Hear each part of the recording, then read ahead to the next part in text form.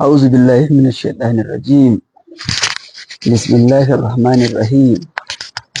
الحمد لله رب العالمين، والصلاة والسلام على سيدنا محمد الفاتح الخاتم وعلى آله قدم الذين.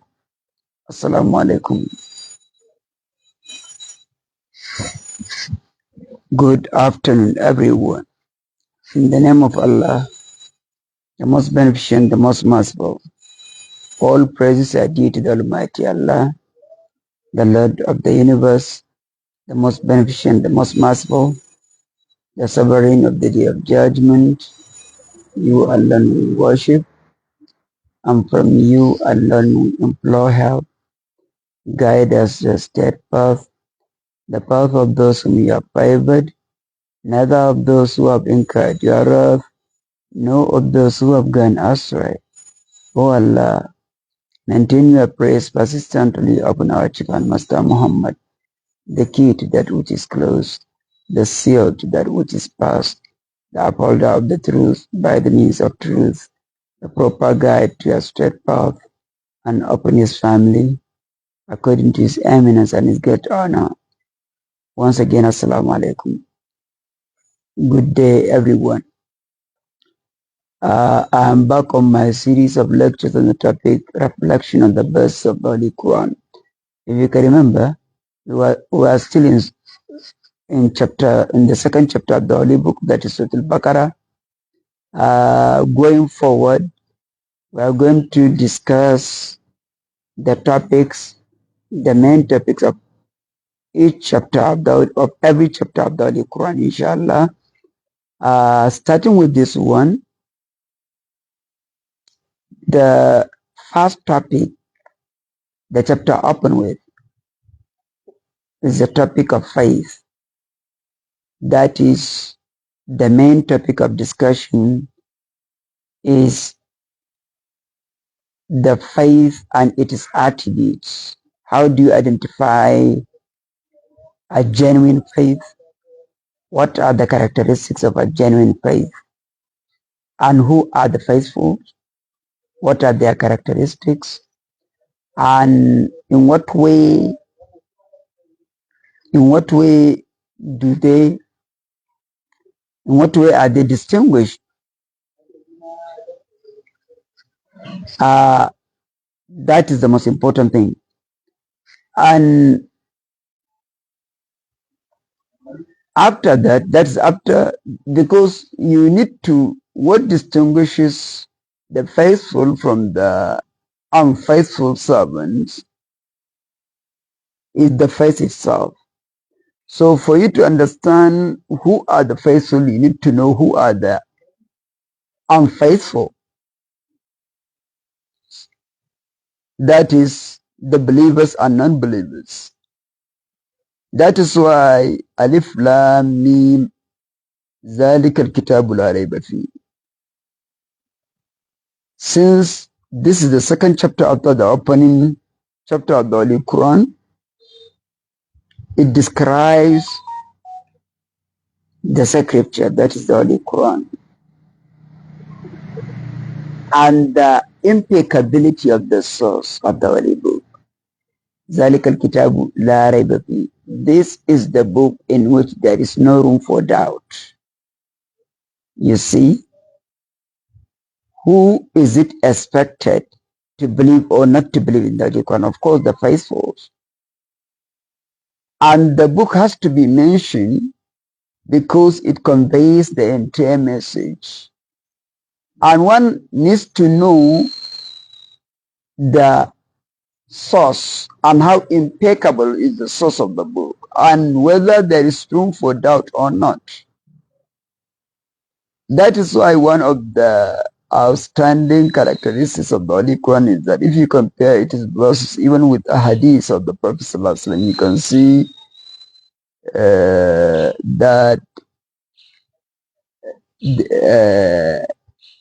is, you see the difference between how the sentences are constructed and so on and so forth. In fact, the verses can in no way be in that is in, you can't see, you will understand that this is the Holy Quran. No poetic verse, no hadith, nothing can sound exactly like the Holy Book. And then after the Holy Book, the faithful, the unfaithful, the hypocrites and hypocrisy itself, والذين ومن الناس من يقول آمنا بالله وما أنتم مؤمنين. Then a parable was drawn, an example was given of the hypocrites, how their psychology works and how they think. And then another parable was drawn, a comparative parable with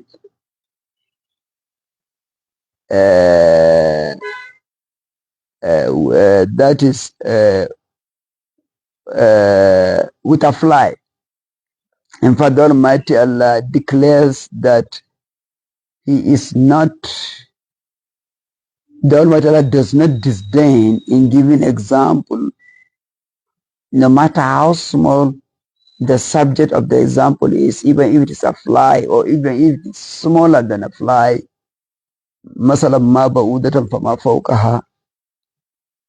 And then the story of Adam and the devil was given. Then that of Israelites, the story of Abraham and his son Ishmael, how they rebuilt the Holy Kaaba. Then the issue of Qibla direction, that is the alteration of Qibla direction from Jerusalem to the Holy Kaaba. And the controversies that followed the alteration of the Qibla direction, the controversies that were raised by the Jewish community of Medina, and then some of the holy sites in Mecca, like Safa and Marwa, were mentioned. Then the Almighty Allah provided an example of how the idol worshippers are so committed to their idolatry, to their creed, so much so that they love their idols. In the same way, a believer, they love their idols with the kind of love that should be shown to the Almighty Allah alone. Although the Almighty Allah said believers are more committed in their love to their Creator than the idol worshippers. وَالَّذِينَ آمَنُوا أَشَدُّ حُبًّا لِلَّهِ. Then the Almighty Allah narrated to us how the followers of the idol worshippers will protest against their leaders on the day of resurrection, and how they will curse them, and how they too will curse them back, and how at the end of the day they will all be left to perish in the hellfire. And the Almighty Allah also defined the concept of righteousness. That is, it provided a long series of characteristics that should be assumed by any righteous servant. What defines a righteous person and what makes him distinguished in the society, what are his characteristics, and so on and so forth. Then the law of retaliation was conveyed by the subsequent verses to this one. After that, then the issue of fasting in the month of Ramadan followed up. This showed us how the subjects discussed by this chapter are interwoven in a manner that the Holy Quran, while dealing with a specific issue, if another issue is raised, it will address it promptly, and then it will continue its discussion. That is why after the month of Ramadan, after the fasting of the month of Ramadan, there came the mention of pilgrimage. That means that the chapter discussed all the 5 pillars of Islam, ranging from Tawheed, 5 daily prayers, الذين يؤمنون بالغيب ويقيمون الصلاة ومما رزقناهم ينفقون, then the payment of zakah regulatory, then the fasting of the months of Ramadan, Shahr Ramadan, as in the Qur'an, then the last pillar of Islam, that is the pilgrimage. يسألونك عن الأهلة قل هي مواقيت للناس والحج. Then jihad was mentioned after that, how it was initiated, and the purpose of jihad was to provide protection for the defenseless, that is the state, the territorial integrity of any nation state, and of course the belief of the people, then that's the security of their lives and property, and also to that is when the state is pushed to the wall and it's left with no choice but to take to arms as a state, it must do that.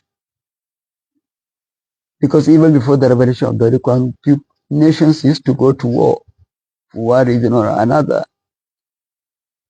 But there is need to regulate the behavior of the state towards another state.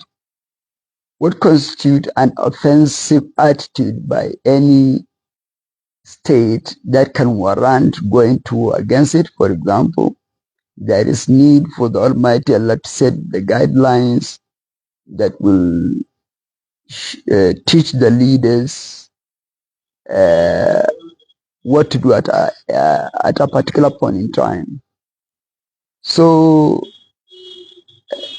then after the discussion of jihad, then there came the mention of gambling, that is drinking of wine and gambling. At the earlier stage in Medina, when they were not yet forbidden totally, but they were discouraged at that earlier stage, because Arab community, the Arab society of those days was so much addicted to these vices, that gambling and alcoholism. So it is not easy to stop them. So there is need to adopt the principle of gradation in bringing about this kind of social change in the society. And that is exactly the principle that was adopted by the Holy Quran in bringing about this phenomenal change in the Arab society, and of course by extension in the whole world. Then after that, the issue of marriage was raised. Then the divorce, what are the procedures, what could lead to the divorce, and how many times a Muslim is allowed to divorce his wife before he could lose her altogether to another man. He has the right to divorce her only twice. That is, for him to divorce her and return her and get her back, he can divorce her and pronounce her return automatically during the waiting period. But after the expiration of the waiting period, he has no such right. He has lost the right to pronounce her return. And if he divorces her 3 times, then he will lose her to another man. She has to marry another man. Then if that man willingly decides to divorce her after the consummation of the marriage, then the first husband can have her back. But without this There's virtually no way he can do that. So then, what if the separation happened as a result of death rather than divorce? What are the procedures of marrying a widow after the demise of her husband? Must she observe a waiting period before remarrying? And at what stage are men allowed to talk to her, or rather to even pronounce, or rather to disclose an intent, that is to express an intent of marrying her? At what stage is this allowed? Is it after 10 days, 40 days of the demise of her husband? Or after she finished observing the waiting period? Or is there any ambiguous terms that he can use in expressing his intent? Of course, not clearly, not unambiguously. ولا جناح عليكم فيما عرضتم به من خطبة النساء أو أكننتم في أنفسكم علم الله أنكم ستذكرونهن ولكن لا تواعدوهن سرا إلا أن تقولوا قولا معروفا and so on and so forth. So all these are very important. Then the Almighty Allah mentioned that in the earliest days of Islam, the waiting period of a widow used to be a complete 1 year. She has to observe a waiting period of a whole year before remarrying. Then this was lessened to 4 months, 10 days. And this was intentionally mentioned in the Holy Quran for us, that is the later generations, to understand how such burden was removed from us. And then business issues were discussed. Most importantly, matters that have to do with trade and interest, or usually how it was abolished, how it was forbidden in Islam. Because in the earlier days of Islam, people who are collecting usury on the loan they gave out, it was towards the end of the life of the Prophet ﷺ that usury was permanently forbidden. The same principle of gradation was adopted by the Holy Quran in uprooting the vice of usury in the financial dealings of Arabs, because they were so addicted to it. In fact, businesses in those days were based on usury and interest. So there is actually, it will be totally unacceptable for usury to be pronounced or to be announced forbidden at that earlier stage. So the Almighty Allah, out of His infinite wisdom, adopted the principle of gradation in uprooting this vice. And it worked, alhamdulillah.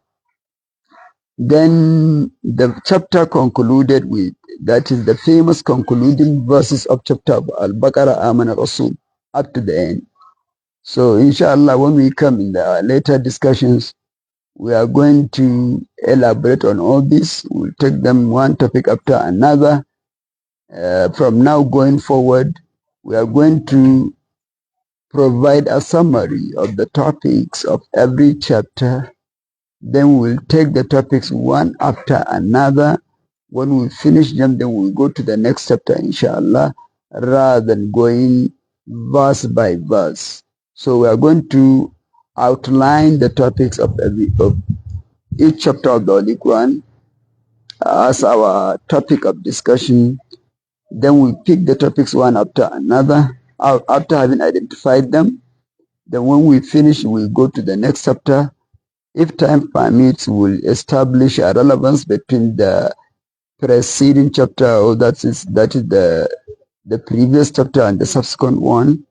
We'll identify the relevance of the topics each chapter discussed. That is, the two neighboring chapters discuss. That we see the wisdom of getting those chapters close to each other. What is the wisdom? We will see the relevance, inshallah. اللهم صل على سيدنا محمد الفاتح لما أغلق والخاتم لما سبق الناس بالحق والهادي إلى صراطك المستقيم وعلى آله أكبر العظيم. السلام عليكم.